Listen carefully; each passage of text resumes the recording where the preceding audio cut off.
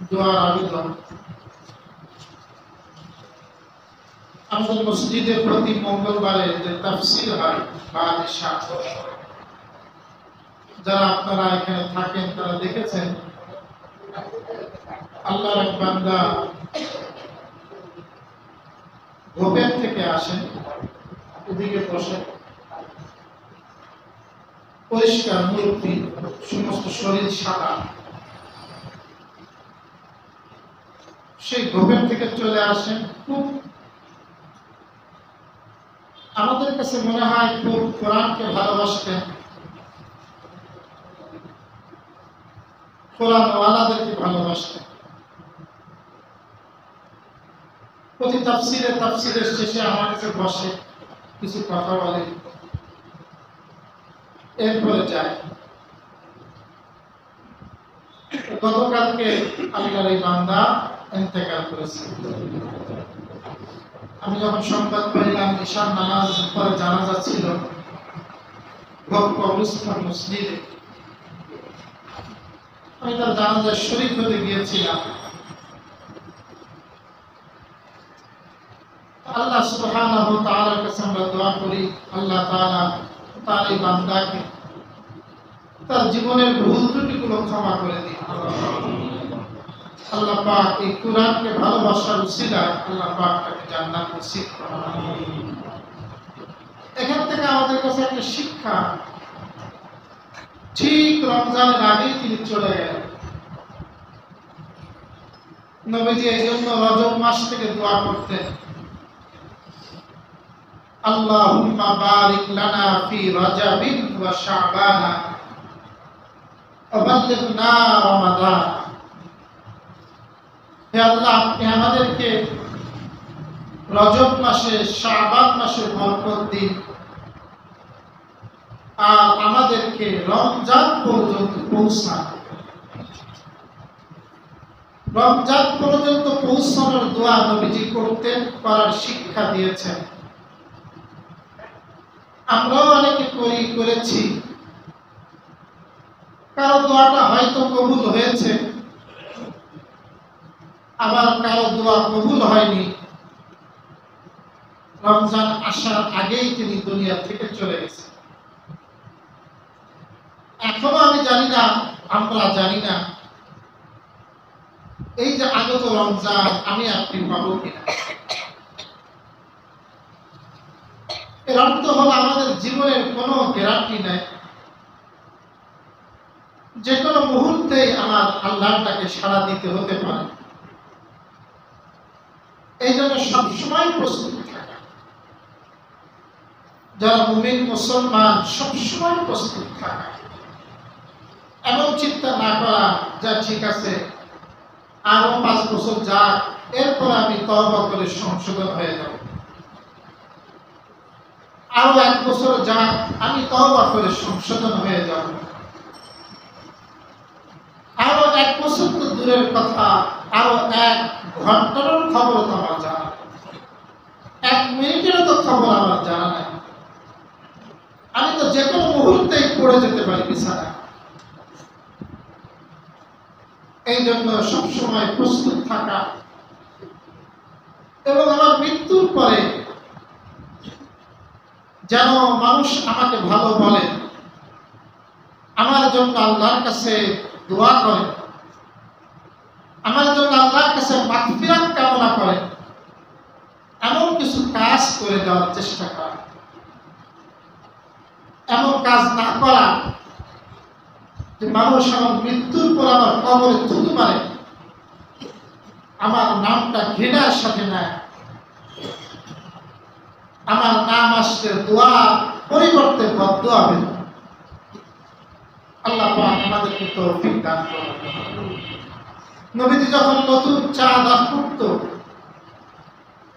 তখন দোয়া শিক্ষা দিয়েছেন, যখন চাঁদ উঠবে আমরা দোয়া করব, রোজার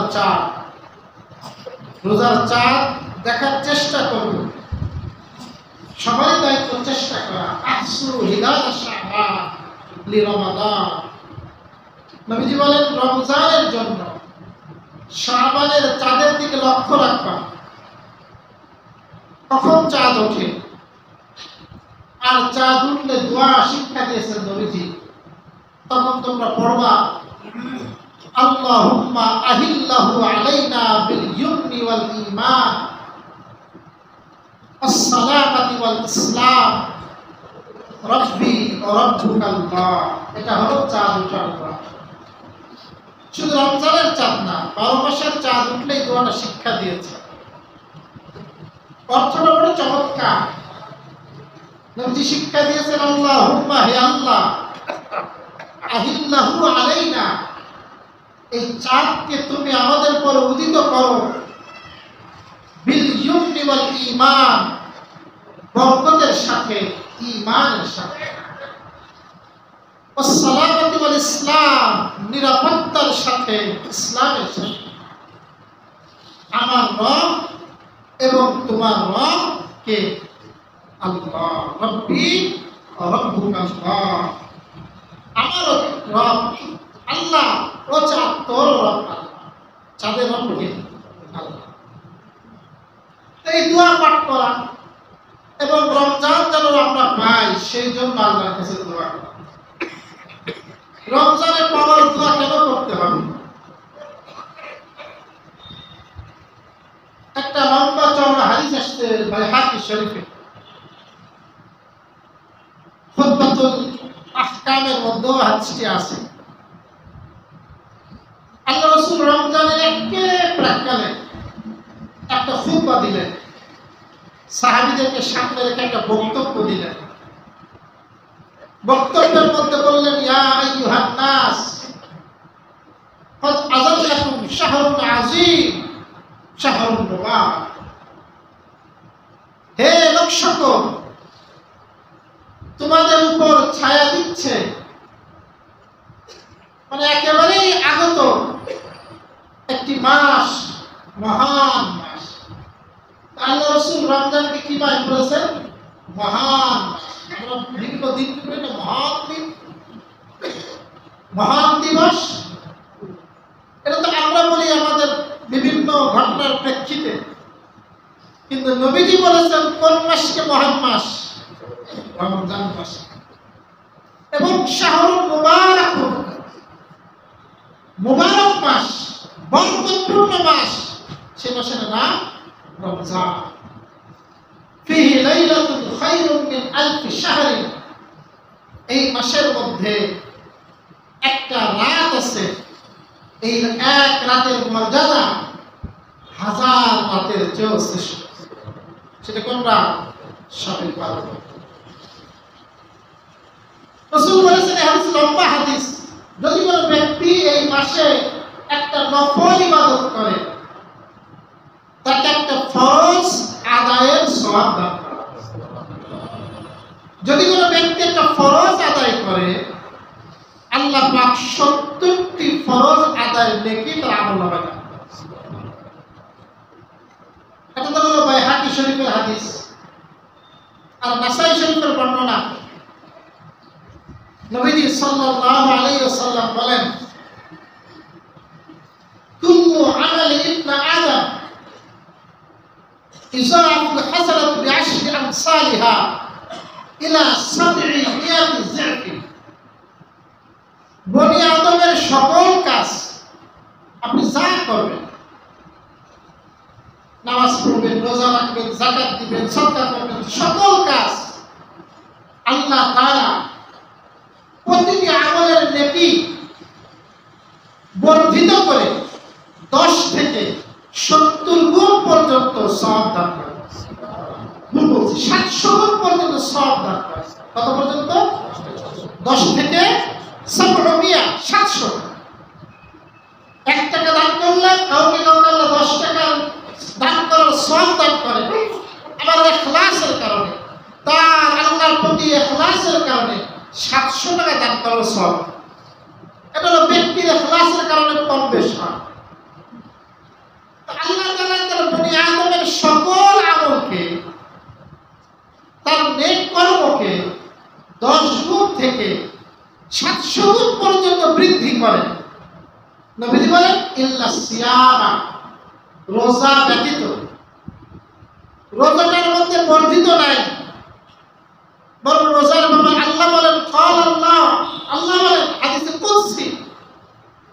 সাওমু লি ওয়া আনা আজজি বিহি, বান্দা রোজা আমার জন্য রাখে, আমি আল্লাহ নিজে তার প্রতিদান দেব। সুবহানাল্লাহ।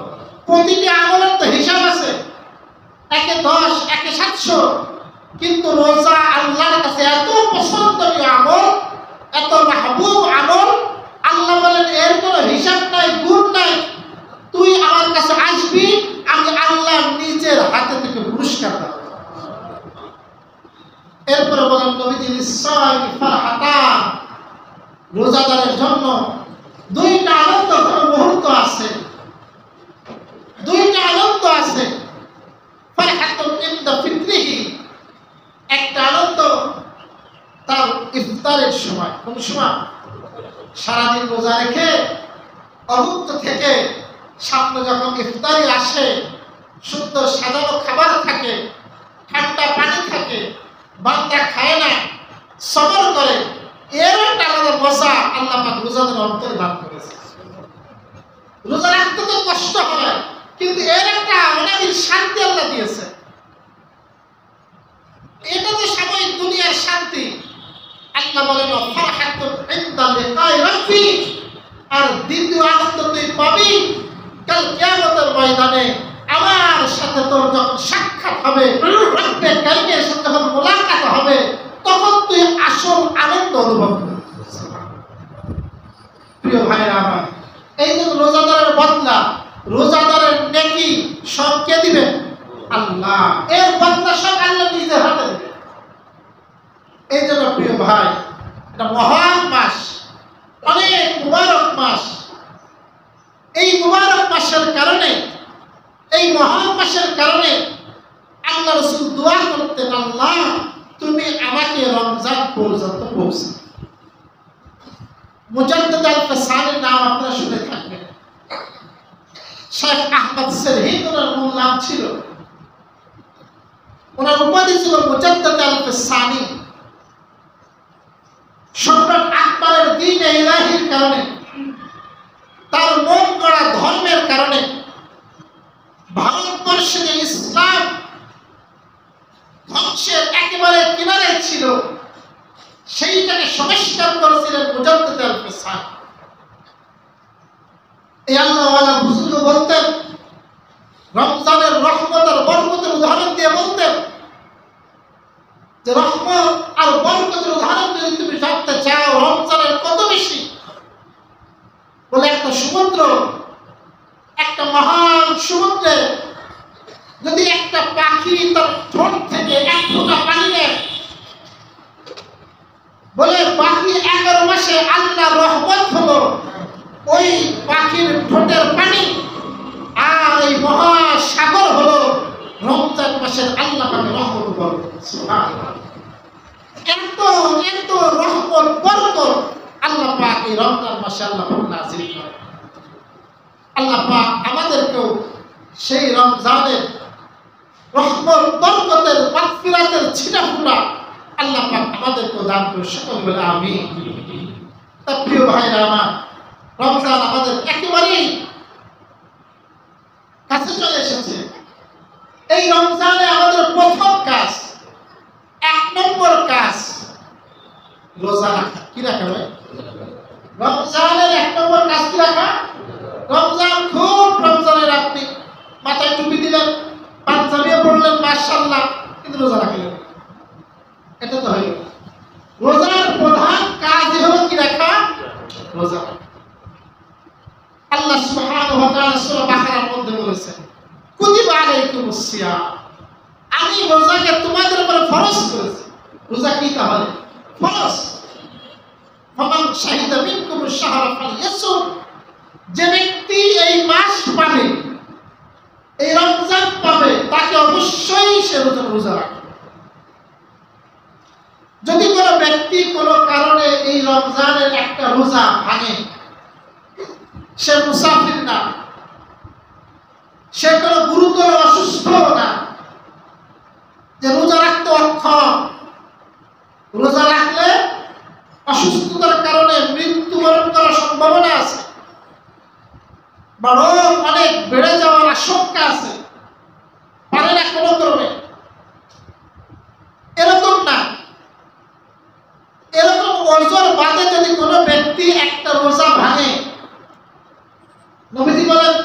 শরীফের হাদিস, মান আফতারা ফীহি ইয়াওমান, যদি কোনো ব্যক্তি রমজানের একটা রোজা ভাঙে, মিন গায়রি মারাদিন ওয়ালা রুখসাতিন, কোনো রোগ ছিল না, কোনো রুখসতি নেওয়ার সুযোগ নাই, সফলও ছিল না, তারপরেও সে রোজা ভাঙছে, নবী বলেন লাম ইয়াকজিহি সাওমুদ দাহরি কুল্লিহি ওয়া ইন সামাহু, বলে সারা জীবনে যদি রোজা রাখে তাহলে যেই রমজানের রোজাটা ভাঙলো ওই ভাঙা রোজা সমতুল্য হবে। এত মর্যাদা কিসের? রমজানের রোজা। যদিও মাসলা বলা হয়েছে, যদি কোনো ব্যক্তি রোজা ভেঙে ফেলছে অন্যায় ভাবে, তাহলে তাকে শুধু কাজা না কাফারা আদায় করতে হয়। অন্যায় ভাবে ভাঙলে, সফরের কারণে ভাঙলে, অসুস্থতার কারণে ভাঙলে, তখন আর কাফারা নেই, শুধু কাজা। তখন শুধু কি কাজা, মানে একটা ভাঙছেন একটা রেখে দেবেন। আর আপনার কোনো ওজোর নাই, ভাঙছেন, রোজা রেখে ক্রিকেট খেলছেন 3 ঘন্টা, এবার মনে করেন দম নিশ্চয় বেড়ে যায়, এবার আপনি দুপুরে রোজা রেখে ফেলেন। এই যে আপনি ভেঙে ফেললেন, অনর্থক কাজ করতেছে, তখন আপনার কাফারা হলো সাধারণ নিয়ম 60টা রোজা লাগাতার রাখতে হবে। কয়টা রোজা? প্রথমটা তখন পাওয়া যায় না, গোলাম আসাদ করা, সেটা না, এটা বাদ দিচ্ছে। 60টা রোজা লাগাতার রাখতে হবে। 59টা রাখছে কেউ, এরপর ভেঙে ফেলছে কোনো কারণে, বা মাঝে ঈদ এসে গেছে, ভাবতে বাধ্য হয়েছে, হবে না, আবার নতুন করে 60টা রাখতে হবে। কয়টা ভাঙার কারণে?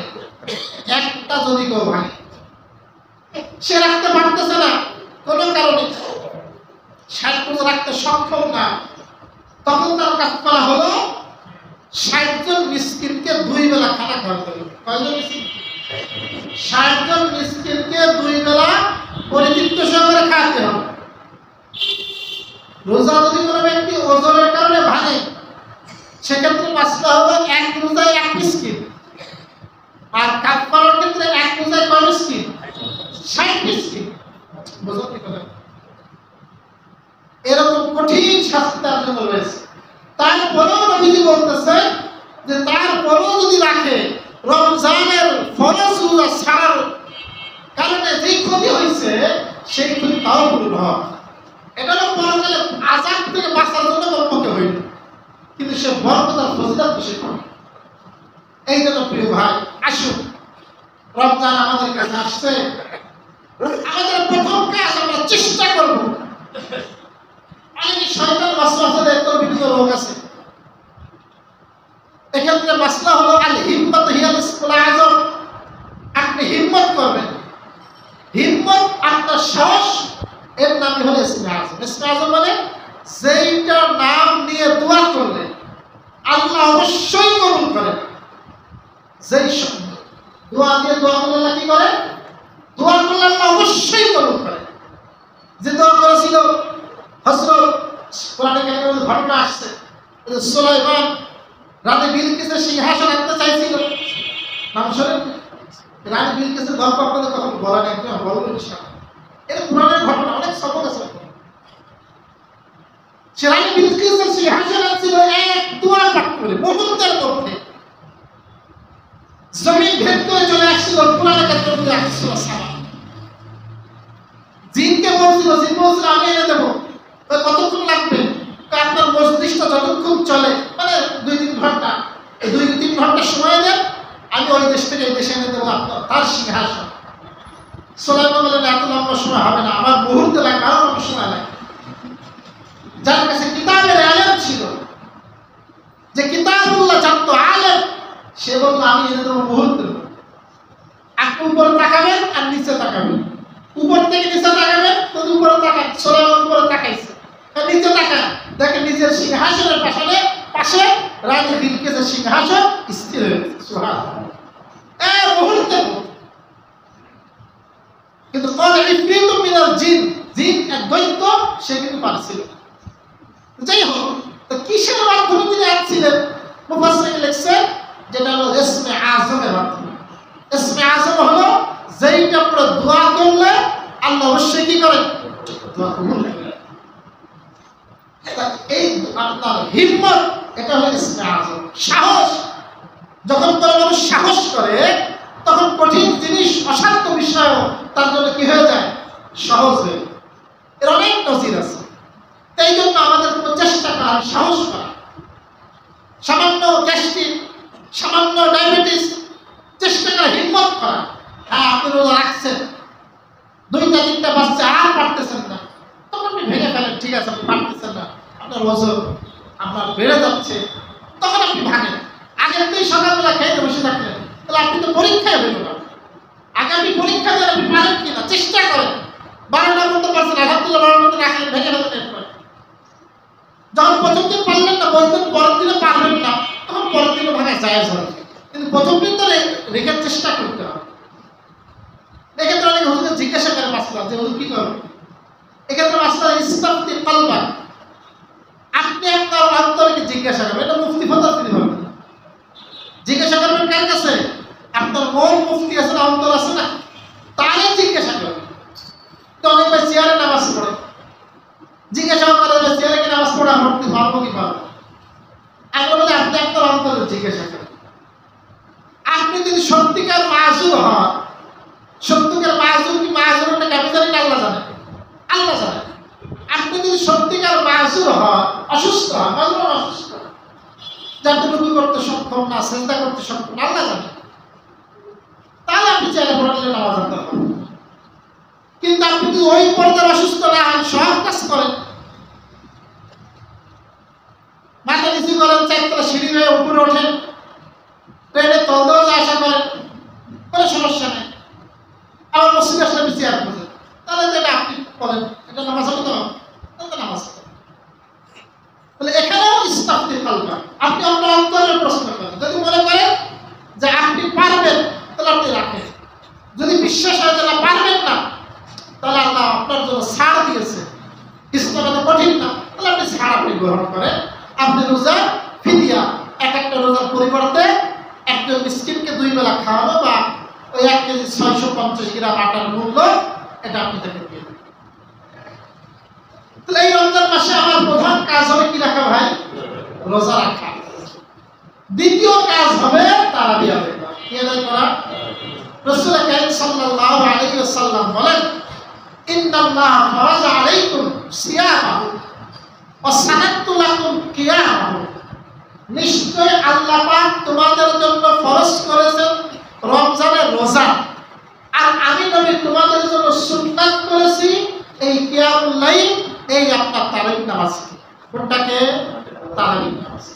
ফামান সামাহু ওয়া কামাহু ঈমানান ওয়া ইহতিসাবান, যদি কোনো ব্যক্তি এই রমজানের রোজা রাখে এবং রাতে তারাবিও আদায় করে, খরাজা মিন যুনুবিহি কায়াউমিন ওয়ালাদাতহু উম্মুহু, ওই ব্যক্তি গুনাহ থেকে এমন ভাবে বের হয়ে যায় যে তার মা সদ্য আজকে তাকে প্রসব করেছে। সুবহানাল্লাহ।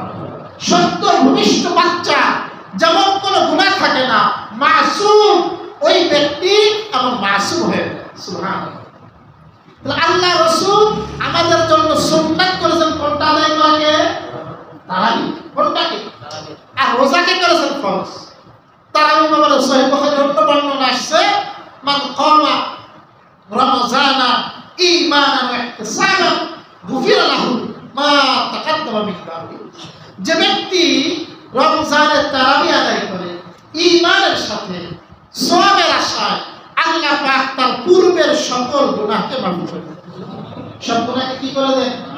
এখানে একটা মাসলা বলতে, মাসখানে একজন ব্যক্তি কোনো কারণে তারাবির নামাজ আদায় করতে পারেনি, কি আদায় করতে পারেনি, তাহলে সে কি রোজা রাখতে পারবে না? পারবে না। অনেকে বলতে তাহলে পারবে না, পারবে। তাহলে সে কি রাখতে পারবে? সে রোজা তারাবি আদায় করেনি, সওয়াব থেকে বঞ্চিত হবে, কিন্তু সে কি করতে পারবে? রোজা রাখবে। রাখতে পারবে না, রাখতে হবে। আবার কোনো ব্যক্তি কোনো কারণে রোজা রাখতে পারতেছে না, অসুস্থ, সে তারাবি করতে পারবে না? সে তারাবিও করতে পারবে। তারাবি করলে তারাবির সওয়াব পাবে। কি করলে কিসের সওয়াব পাবে? তারাবির সওয়াব পাবে। এই জন্য আমি রোজা রাখতে পারতেছি না বলে তারাবিও পড়বো না, এটা তো হইল। তারাবি পড়তে না পারলে কোনো কারণে, ওজনের কারণে, সেটা অবশ্যই কি রাখবে? রোজা। তাহলে আমাকে রমজানের প্রধান দুইটা কাজ, একটা হলো রোজা রাখা, আর একটা হলো কি পড়া? তারাবি।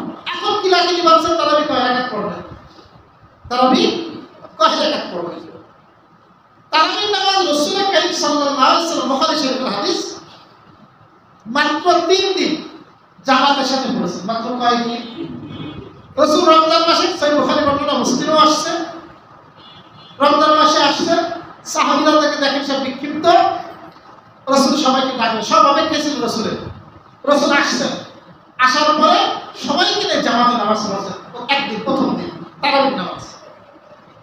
এবার সাহাবীরা যারা দূরে দূরে ছিল, খবর পায়নি, প্রথম দিন তো অল্প কিছু সাহাবী ছিল, এদেরকে নামাজ পড়ছিলেন, এরা অন্যদেরকে সংবাদ দিয়েছেন, পরের দিন থেকে মসজিদ লোক বেড়ে গেছে। রাসূল দ্বিতীয় দিনও জামাতের সাথে নামাজ পড়েছেন। এরপরে তৃতীয় দিন, আজকে আরো অবস্থা, মসজিদ ভরে গেছে, রাসূল তৃতীয় দিনও জামাতের সাথে নামাজ পড়েছেন, তারাবির নামাজ। এরপরে চতুর্থ দিন মসজিদের লোক ধরে না, মসজিদ ভরে বাইরের লোকজন হয়ে গেছে, সব লোকজন অপেক্ষায় কখন রাসূল ঘর থেকে বের হবে। রাসূলের ঘর আর মসজিদের মেম্বার পাশাপাশি, যারা গেছেন রওজায়, রিয়াজুল জান্নাহ আর রাসূলের মেহরাব দেখছেন, এই যে এখানে মনে করেন মেহরাব, আর ওই যে মনে করেন যে ওই ঘরটা হলো ঘর, এটা কত কাছাকাছি, একেবারে নিকটে। তো রাসূল ওদিকে ঢুকে পড়তেন, সাহাবায়ে মসজিদের সামনে অপেক্ষা করতেন, যখন আসতো তখনই নামাজ পড়তেন, সাহাবায়ে অপেক্ষা থাকতেন মসজিদে। বান্দা যতক্ষণ মসজিদে অপেক্ষা থাকে ততক্ষণ তার আমলনামায় নামাজের সওয়াব লেখা। সহিহ মুসলিমের হাদিস, যতক্ষণ আপনি নামাজের অপেক্ষায় থাকবেন, নামাজ আপনি একটু আগে আসছেন, নামাজের অপেক্ষায় আছেন, ততক্ষণ পর্যন্ত নামাজ পড়লে যে নেকি হবে, সেই নেকি আপনার আমলনামা কি হবে? আমাদের অবস্থা 10 সেকেন্ড যদি এদিক ওদিক হয়ে যায়, 10 সেকেন্ড মাথা চান্দি গরম হয়ে যায়, দাঁড়ায় যায়, অর্ধেক লোক দাঁড়ায় যায়, কেউ তো বেফাস মন্তব্য করে ফেলে। আশ্চর্য, আমরা কোথায় আছি? মন্তব্য করতে তো টাকা দেওয়া লাগে না। আপনি মসজিদের মধ্যেই কাজ কেমনি করুন, আসেন, সময়ের প্রতি গুরুত্ব অবশ্যই আছে, দু একদিন হেল্পের হতে পারে। সাহাবায়েরা অপেক্ষায় আছেন, তৃতীয় দিন হয়ে গেছে, চতুর্থ দিন, সারা রাত অপেক্ষায় কাটাইছেন, নবী আর আজকে ঘর থেকে বের হয়নি। আজকে আর জামাতে তারাবির নামাজও হয়নি। সকালবেলা রাসূল আসছেন, ফজরের নামাজ পড়াইছেন, এরপরে বলতেছেন, আমি জানি তোমরা আমার অপেক্ষায় ছিলা, আমি আসিনি আজকে কেন জানো? আমি যদি প্রতিদিন তোমাদেরকে এভাবে পড়ি, তাহলে তোমরা পরবর্তীতে কেউ মনে করবে যে তারাবির নামাজ মনে হয় ফরজ। কি মনে করবে? ফরজ। তারাবির নামাজ কি ফরজ না সুন্নাহ? এই ফরজ যেন না মনে করো, এই জন্য আমি আজকে বের হই। তো আল্লাহ রাসূল মাত্র 3 দিন জামাতে পড়েছেন, মাত্র কয় দিন? 3 দিন। এরপরে সাহাবায়ে কেরাম ফরজ যেন না মনে করে, ওরা প্রত্যেকে তাদের মতো করে পড়তেন। এভাবে নবীজির ইন্তেকাল হয়ে গেছে, আবু বকর খলিফা হয়েছেন। আবু বকরের প্রথম 2 বছর উনি যে খেলাফত খলিফা ছিলেন, সেই 2 বছর আমল নবীজির জামানার মতো ছিল, একাকী পড়ছেন, জামাতে হয়, বিশেষে হয়, জামাতে হয়। এরপর ওমর ফারুক আসছেন, ওনারও খেলাফত কালের শুরু দিকে আগের মতোই চলছে, জামাতের সাথে হয়। একদিন উনি আসছে রমজানের মসজিদে, এসে থেকে মসজিদের মধ্যে লোকজন বিচ্ছিন্ন, প্রত্যেকের মতো রমজানে তারাবি পড়তেছে, জামাতে পড়তেছে না। ওনার কাছে খারাপ লাগলো, মুসলমানরা এইভাবে বিক্ষিপ্ত হয়ে থাকবে, একসাথে এক জামাতে পড়লে কতই না ভালো হইতো। উনি সাহাবীদের পরামর্শ করলেন, পরামর্শ করে রাষ্ট্রীয় ফরমান জারি করলেন। ওমর ফারুক তার খেলাফত কালে এখন থেকে তারাবির নামাজ জামাতের সাথে আদায় হবে 20 রাকাত। কয় রাকাত? এটা জারি করেছিলেন কে? ওমর ফারুক রাদিয়াল্লাহু আনহু। ওমর ফারুক, এরপর উবাই ইবনে কাব, যিনি ছিলেন সবচেয়ে বড় কারি, ওনার ইমামতিতে, উনি ইমাম ছিলেন, উবাই ইবনে কাবের ইমামতিতে উনি এটা চালু করলেন, বাকি সাহাবায়ে কেরাম মেনে নিলেন এবং ওমর ফারুকের খেলাফত থেকে নিয়ে এই 1400 বছর ইতিহাসে এই ইমামের পিছনে জামাতের সাথে 20 রাকাত তারাবি এটা চালু হয়ে আছে। বুঝাতে পারলাম না ভাই? এখন অনেকে বলে তারাবির নামাজ 20 রাকাত এটা ওমরের বিদআত। নাউজুবিল্লাহ। ওমর কি বিদআতি? ওমর হলো আল্লাহ রাসূল বলেন আলাইকুম বিসুন্নতি ওয়া সুন্নাতুল খুলাফায়ে রাশিদিন আল মাহদিয়্যিন, তোমাদের উপর অবশ্যক আমার সুন্নাতকে আঁকড়ে ধরা এবং আমার খোলাফায়ে রাশিদা যারা, আমার খোলাফায়ে রাশিদা হেদায়েতপ্রাপ্ত খলিফা যারা, তাদের সুন্নাতকে আঁকড়ে ধরা তোমাদের উপর আবশ্যক। তো খলিফা রাশিদদের মধ্য থেকে অন্যতম একজন সাহাবীর নাম কি? ওমর ফারুক রাদিয়াল্লাহু আনহু, যার ব্যাপারে রাসূল বলেছেন আমার পরে যদি কেউ নবী হইতেন তিনি হইতেন কে? ওমর ফারুক। যার মনে যে কথা আসছে আল্লাহ পাক এরকম অসংখ্য বিষয় কোরআনে কারিমে আয়াত আকারে নাযিল করেছেন, এমন ব্যক্তি কে ছিলেন? ওমর ফারুক রাদিয়াল্লাহু আনহু। সুতরাং প্রিয় ভাই, এই যে ওমর ফারুকের খেলাফত থেকে নিয়ে এই 2020 সালের আগ পর্যন্ত বাইতুল্লাহ 20 টাকা হইল। 5 সালের আগ পর্যন্ত, এই 20 সালের করোনার আগ পর্যন্ত বাইতুল্লাহ 20 টাকা চালু ছিল। কারণ আবু হানিফা বলেন 20 টাকা, কয় রাকাত? ইমাম শাফিঈ বলেন 20 রাকাত। ইমাম আহমদ ইবনে হাম্বল, সৌদি আরবের বেশিরভাগ মানুষ হাম্বলি মাযহাবের, কোন মাযহাব? ওই মাযহাবের অনুসারী হলো সৌদি আরবে। সেই ইমাম আহমদ ইবনে হাম্বল ইবনে কুদামা রাহিমাহুল্লাহ বলেন, আহলে হাদিসদের কাছেও বড় ব্যক্তি আল্লামা ইবনে কুদামা, আল্লামা ইবনে তাইমিয়া, এনারা বলেন ইমাম আহমদ ইবনে ওনার মত হলো 20 রাকাত। সাইদ ইমামের 3 ইমামের মত কয় রাকাত? 20 রাকাত। আর যে একজন বাকি সেই ইমামের নাম কি বলেন? ইমাম মালিক। কয় না? মালিক। ওনার কাছে শুধুমাত্র 36 রাকাত। কয় রাকাত? 8 টাকা না 36 টাকা? 36 টাকা। তার মানে উনি থাকতেন মদিনায়। বাইতুল্লাহ তারাবি প্রত্যেক 4 রাকাত পর পর বিরতি দেওয়া হয়। তারাবি আর মানে বিরতি, আরামের জন্য বিরতি। আমরা তো কঠিন বানাই দিচ্ছি। বিরতি দেওয়া হয়। ওই বিরতি ওই প্রত্যেক বিরতিতে আপনার এক একটা তওয়াফ করে নিত যারা বাইতুল্লাহ নামাজ পড়তো। তাহলে 20 রাকাত নামাজ যদি হয়, 4 রাকাতের মাঝে মাঝে যদি বিরতি দেওয়া হয়, তাহলে মাঝখানে কয় বিরতি?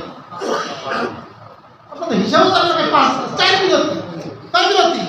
4 রাকাতে একটা বিরতি, 8 রাকাতে একটা বিরতি, 12 রাকাতে একটা বিরতি, 16 রাকাতে একটা বিরতি। কয় বিরতি? মাঝখানে 4 তারাবি হাতুন, এটা 1 বছর, এর বহু বছর তারাবি মানে কয়েকটা বিরতি। কয়েকটা বিরতি, 3 এর অধিককে বহু বছর বলে। 4টা বিরতি দেওয়া হয়তো, ওই এক এক বিরতিতে তারা এক একটা তওয়াফ করতো। ইমাম মালিক উনি বললেন আমাদের কাছে তো মক্কা নাই, তওয়াফ করতে পারি না, তো ওর পরিবর্তে উনি আরো 4 রাকাত করে পড়তেন। এই তো ওনার কাছে কয় রাকাত? 36 রাকাত। আর এমনি বাকি 3 ইমাম সহ জমহুরদের কাছে কয় রাকাত? 20 রাকাত। কয় রাকাত ভাই? 20 রাকাত। মুসলিম শরীফের হাদিস, যে ব্যক্তি ইমামের সাথে নামাজ পড়ে এবং ইমাম যখন সালাম ফিরায় সেই পর্যন্ত থাকে, ওই ব্যক্তিকে তারাবির নামাজ এবং কিয়ামুল লাইলের সওয়াব দান করা হয়। কারণ যে ব্যক্তি ইমাম সালাম শেষ করার আগে উঠে চলে যায়, সে সওয়াব পাবে। প্রিয় ভাইরা আমার, এই জন্য আমি আপনাদেরকে জরুরত জানাবো, মুসান্নিফ ইবনে আবি শাইবার হাদিস ইবনে আব্বাস রাদিয়াল্লাহু আনহু থেকে বর্ণিত, কানা নবী সাল্লাল্লাহু আলাইহি ওয়াসাল্লাম ইসাল্লি ফি রমাযানা 20 রাকাতান ওয়াল বিতরা, আল্লাহ রাসূল রমজানে 20 রাকাত তারাবি পড়তেন এবং বেতর পড়তেন। এইজন্য আমরা কয় রাকাত তারাবি পড়ব? 20 রাকাত। তারপরে কারণ থেকে ওজন থাকে, অসুস্থ থাকে, তারা আপনারা মেহরবানি পিছনে আগে থাকবেন। আপনারা আগে জায়গা দখল করলেন, এবার সামনে ফাঁকা হয়ে যায়। এবার যখন চলে গেলেন বিশৃঙ্খলা হয়, নামাজের মাঝখানে জায়গা ফাঁকা হয়ে যায়, পিছনে যে থাকে সে আপনি আসতে চায় না। তাহলে এই যে নামাজের মধ্যে আপনি ঝামেলা বাঁধাইলেন, এই দায়িত্ব আপনাকে নিতে হবে। এই জন্য আমরা চেষ্টা করবো 20 রাকাত তারাবি। তারাবির নামাজের ক্ষেত্রে মা বোনদেরকে আপনারা বলে দেবেন। মা বোন অনেক মা বোনরা পড়ে না, শুধু কি পুরুষরা পড়বে না মহিলারা পড়বে? মহিলাদেরকে পড়তে হবে, তারা সুন্নত তারাবি পড়বে, তাদের ঘরের মধ্যে 20 রাকাত তারাবি পড়বে, তাদেরকে বলে দেবেন। অনেকে আছে যারা হাবেশার তারাবি, আমাদের এখানে 8টা ঈশার নামাজ, আপনাদেরকে বলে দিই 8টা ঈশার নামাজ, ঈশার নামাজের পরে তারাবি হবে আপাতত। সামনে যদি সময় কম বেশ করা লাগে এটা আমরা পরে আপনাদেরকে জানাই। আপাতত 8টাই নামাজ, নামাজের পরে তারাবি হবে, সামনের সময় কম বেশ হলে এটা আপনাদেরকে আমরা ওই সময় জানাই দেব।